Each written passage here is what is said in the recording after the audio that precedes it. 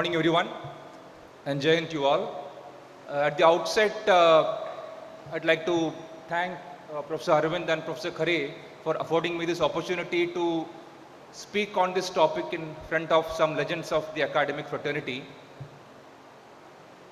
The topic of my talk today is the legacy of Sardar Patel and the lessons that we can draw for India's foreign policy.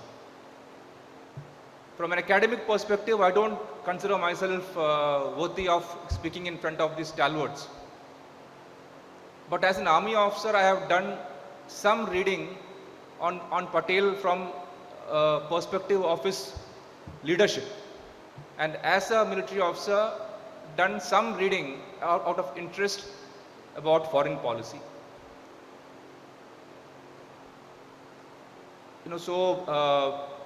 At the outset itself, let me submit my anticipatory bail for any factual or some opinions that I would be presenting here. In my professional career, I had two occasions when I had to forcefully study Patel. First was immediately after commissioning, when I joined my unit in Kupwada. As a part of our grooming, it was a tradition to make the officer study the digest of service or the regimental history. And my unit was raised in 1942, and it was one of the main units which participated in Operation Polo for the liberation of Hyderabad. And there were many instances of fascinating stories wherein as the army entered Hyderabad, how the people who were tortured after the actions of the Razakars were so welcoming. In reality, Mountbatten and Nehru were never in support of a police or military action in Hyderabad. Actually, Mountbatten had got an agreement prepared giving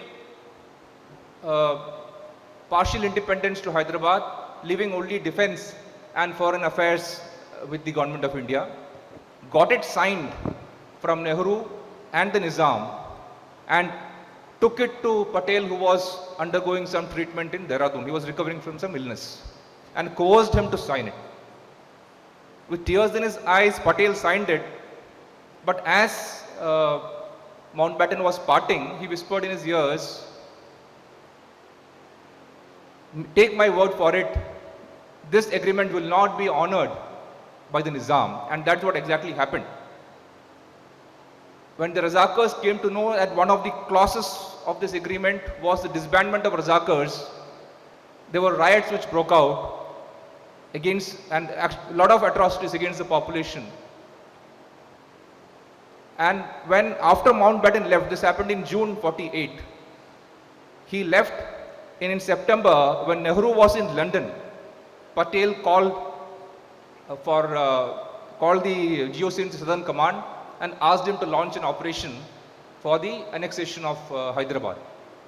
Nehru came back, he was furious, but had to and got convinced by Patel. On 12th of September, the troops were concentrated for the attack. When the news of Jinnah passing away came in, Nehru called Patel again, asking him to call off the attack, which he set aside, and the attack went in. On 18 September, Patel came to the parliament, announced that Hyderabad is now part of India. So this was actually the sequence of things that happened. And when I think it was Gopal Swami Iyengar who suggested that they should call all the foreign diplomats and justify the police action or military action, so he just brushed aside and said that any action in national interest the international opinion doesn't matter. The second instance when I had to study Patel was when I was preparing for the Staff College in 2008, and one of the prescribed books was India's China War by Neville Maxwell. And the last pages of the book were actually it was appended was the letter in November 1950 written by what Colonel Joshi was mentioning about by Patel to Nehru, where the clarity of his thought was very evident. I'll just read out some parts of that letter, and it happened 12 years before the actual attack took place in 1962. He said, the Chinese advance into Tibet upsets all our security calculations. Hitherto, the danger to India on its land frontiers has always come from the northwest. For the first time, a serious danger is now developing on the north and the northeast side. For the first time, after centuries, India's defense has to concentrate itself on two fronts simultaneously. The two fronts, and which is very common term now. We can safely assume that the Chinese will disown all stipulations which Tibet has entered into with us. The undefined frontier and existence of our side of a population with its affinities to the Tibetans have all the elements of the geopolitical trouble between China and ourselves. And lastly, again it was mentioned by the previous speaker, communism is no shield against imperialism. Chinese irredentism, that is their propensity to expand, and communist imperialism are different from the expansionism or imperialism of Western powers. The former has a cloak of ideology which makes it 10 times more dangerous. The clarity of Sardar's vision, his Shatru Bodh, that is his capability to identify enemy and adversity early, is actually legendary. Going back to one more quote I'd like to mention in relation to the Hyderabad operation. In his book Pilgrimage to Freedom, Kulapati Munshi had mentioned, and he quotes Patel as saying, if Jawaharlal had his way, Nizam's Hyderabad would have remained unintegrated and would have become a second Pakistan in the belly of India, an intensely hostile state separating the north from the south. Yesterday, when a lot of speakers and today morning had spoken about and brought out various aspects of Patel's life, his leadership, his actions, in terms of what and when. There are a couple of points that I'd like to highlight here. The points which highlight his character and his leadership. During his formative years, I'm sure he was much exposed to the views and the ways of people like Aurobindo and other revolutionaries. He was studying in England when the revolutionaries were at their peak at the India House, Savarkar and others. But he made the choice, a very informed, decided choice out of his own conviction to follow and make and select Gandhi as his leader. Despite having differences of opinion on many issues, he stood with his leader and joined decisions that were made in national interest. So two things, one is conviction, second is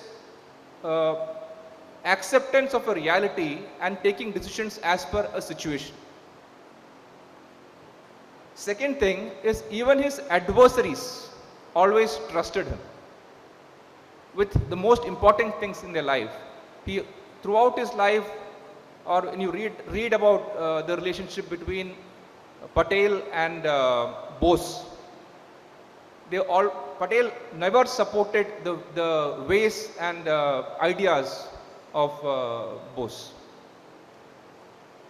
Actually, he opposed his presidency both times when Bose had become the president of the Indian National Congress.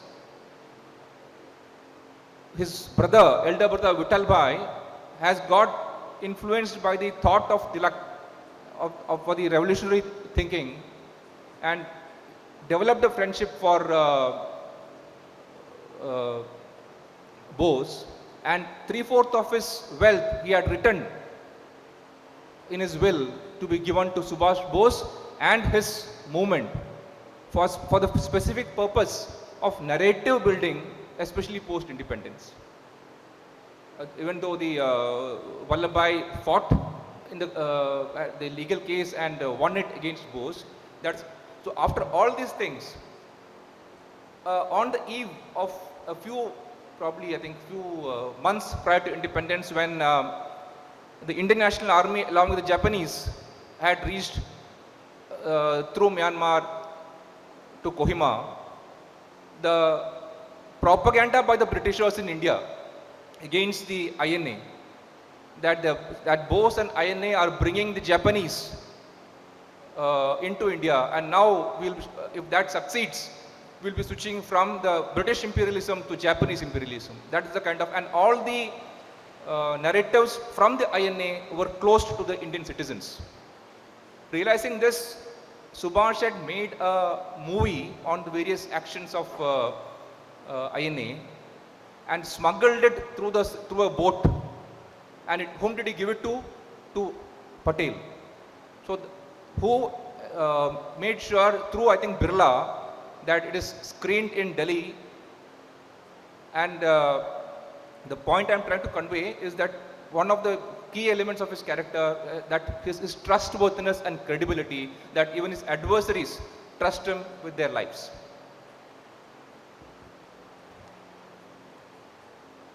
Before coming on to the specifics of the lessons to be drawn, the foreign policy context of Patel, that is in 1947 to 50, immediately after independence, when Sardar Patel had to make his choices and decisions, can broadly be clubbed into these three. That is, firstly, the emerging global situations post World War II, the emergence of multilateral organizations like the UN, a shift from multipolarity to bipolarity. The Ottomans were out. The emergence of the US and the Western Bloc and the Soviet Russian Bloc. Secondly, international communist bloc was emerging against Russia, with the leadership, under the leadership of Russia. And what is happening closer home? India had just gained independence, consolidation was happening, integration had just happened, and what happened? The actions by the Pakistan, and in 1950, the annexation of Tibet, the hostile and a very ambiguous, ambivalent kind of neighborhood. This was the context in which and internationally, the overall global monetary system was also taking a big shift. Before coming to the foreign policy proper, a few aspects about Sardar's legacy I'd like to highlight. Firstly is his leadership. When you talk about foreign policy or any policy at a national level, the leadership of the top echelons matter a lot. Sardar's leadership, what I could make out, had two main pillars to it. One was the authenticity. He was rooted in the soil of India, and at the same time he could connect with the masses and speak eye to eye with the Britishers. What happened in Bardoli yesterday, it was adequately spoken about, and how he earned the title of Sardar through the connect with the masses. During the formation of the government of India, Mountbatten had once mentioned, why is this man And how is this man able to bully me? He was able to, his range of was so much. Now, I'd like to request a small diversion from this topic itself to look at leadership from Indian knowledge systems perspective, which is relevant here. There is a concept called Panchakoshas in India's spiritual thought, in Ayurveda and yoga, where a human is believed to be, there are 5 sheets to his self, starting from the physical self or the Annamaya Kosha, then the Pranamaya Kosha is the life breath, and the Manomaya Kosha at the level of thoughts and mind, then is the Vijnanamaya Kosha at the level of ego and the level of the imbibed knowledge from your own experiences. And then is the Anandamaya Kosha, is total bliss. And within that is the identity of the self. It's called as Chitta or Vritti, where your own, inherent natural self, and any person who resonates this self with his thought, word and deed. That is the kind of, and this concept is actually recently or in the last couple of decades been adopted by the Western leadership theories. One of the Western leadership theories which has gained prominence is called authentic leadership. And I can think of no other leader who is more apt to be called an authentic leader. He is a genuine leader. And again here, just like Patel was an authentic leader, he wanted India as a nation to be authentic. To realize, yesterday was Professor Chari was speaking about the realizing the undercurrent of a spiritual nationhood or a cultural kind of nationhood. So that is what Patel probably wanted to achieve. Second part, often overlooked when you are thinking about his foreign policy or his ideas, concepts towards foreign policy, is how the accession of various states took place. How he negotiated. It was intense, hard, fast-paced, and high-stakes kind of negotiations to get all the princely states on the table, and where a firm hand has to be used, use a firm hand. Where the somebody had to be lured into it, coerced into it, that was done. So this accession or integration of princely states is often studied only as from the political perspective. This needs to be studied from a foreign policy and negotiation perspective, and it can give us a lot of lessons. His economic thought, it was inspired by the political economic concept of by Gandhi, but he refined it much further. To summarize in a couple of points, he was pro-industrialization from a point of view of capability building of the nation and attaining self-sufficiency. But he was not in favor of nationalization of the industries. He was pro-labor, but he was anti-trade unionism. He was for a welfare state rooted in the Panchayati Raj concept of introduced by Gandhi. This was the economic thought which also would have contributed to his foreign policy thinking. The aspects of national security has been adequately covered yesterday and today by Colonel Joshi. Coming to his perspectives on IR and geopolitics, let me start from I'll give you a few quotes. A quote on what he thought about the UN. On the topic of Kashmir issue being taken to the UN, He said, "You know what happened in the UNO? People assemble here, the big powers who, of all countries have laid the foundations of world unity and not able to resolve their own differences, and they meddle with the other people's differences. Those who are not able to compose their own differences have no right to meddle with the differences of other people." He said, "We went to the UN in order to bring the dispute to an early end.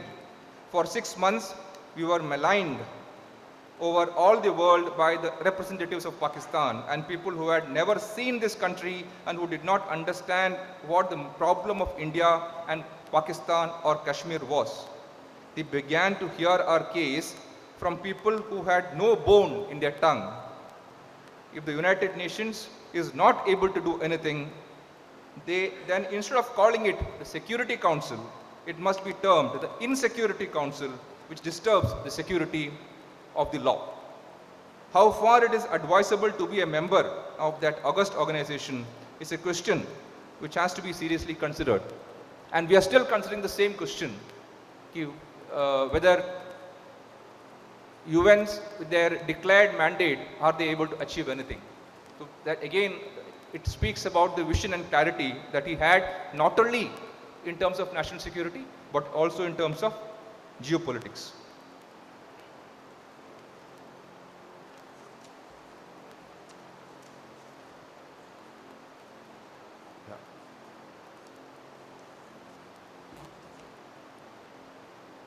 Coming to the final part of my talk, what are the relevant foreign policy lessons from his thought that we can draw for today's age? Before coming to it, just the context, there are a lot of similarities, surprisingly, during his times and today, where the world was seeped in uncertainty and transition. That time, after World War II, was shifting from multipolar to bipolar world. Today, we are shifting back to multipolarity. Again, there is a upheaval in the global monetary system that is happening. The flat world of globalized world is no longer the favored choice of most nations who are rooting for nationalism and sovereignty. What are the differences? The biggest, from an Indian perspective, the biggest difference today is the level of power that India has acquired globally and its aspirations as a global power, which are in multiple times more than what it was during that time. India is a much more stable country, though the neighborhood still remains ambivalent. Three other very important differences what I can see is, first is technology. Second is the role of media and social media. And number three is the importance of the cognitive domain and narratives. Very briefly, the lessons that we can draw, I think the first most important thing is Swabodha. Again, is the idea of the national identity, which we have spoken of already. Colonel Joshi had brought out why he thought the Somnath has to be reconstructed. The national pride, even today, that identity is still in the large part of the population is still absent. We are, dispersed. Our views are varying because of a lot of differences in caste, creed and everything. And that sense of nationhood has to come back. And when we are dealing with foreign policy, it is very important to be clear as to who we are. Second is Shatrubodh, from what the identifying the enemy and taking action. An enemy may not be a nation. It can be some concept also, which can be outside the country or inside.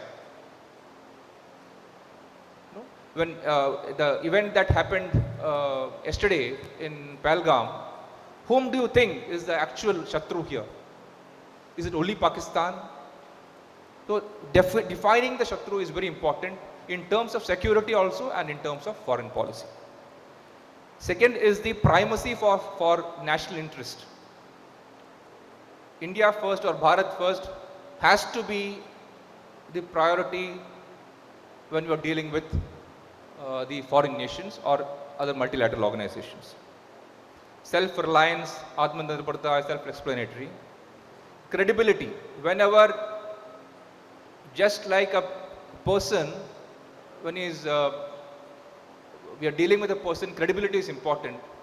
When an emerging nation is there, an aspiring nation, its credibility is important. That is why all these actions that India has been recently doing as the first responder to natural calamities, as the only country which was able to supply the COVID vaccines to other countries, the leader who brought African Union into the G20, all these aspects, they lend credibility to India as a nation and as an emerging power.